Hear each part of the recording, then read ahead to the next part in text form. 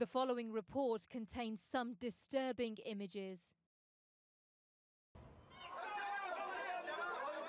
They are images of individual tragedy and trauma that reflect a crisis gripping an entire continent.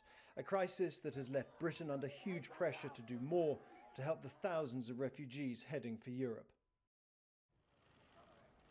On a visit to Spain, David Cameron finally acknowledged that pressure and promised that Britain would go further.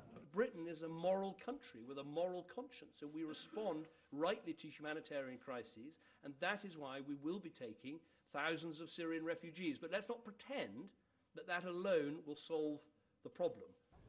But the refugees he wants to bring to Britain are not those who've struggled their way to Europe, but those here in the camps bordering Syria, where millions live in extreme hardship. Today, Mr. Cameron announced another 100 million in aid for these refugees, and in coming days is expected to expand an existing scheme that brings hundreds of the most vulnerable to Britain. No target has been agreed as yet, but they will number in the thousands, not tens of thousands.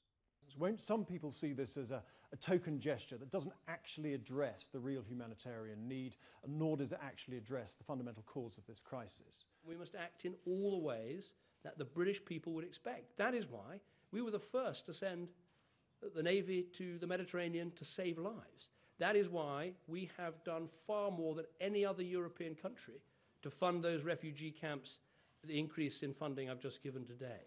And that is why we have allowed Syrian refugees to come to our country and will continue to do so.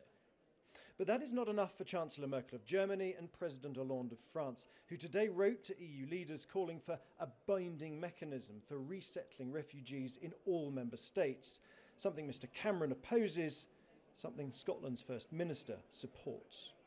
As an EU member state, we have a duty as well as a moral and humanitarian obligation to face up to our responsibilities and accept a fair and proportionate share of refugees.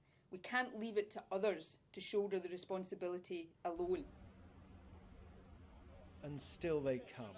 More pictures from the Mediterranean showed yet more boats packed with refugees, boats that UKIP said had to be stopped. I would have thought that if the European Union wants to help genuine refugees, they need to establish offshore centres and process people correctly rather than inviting what has now turned into a headlong rush.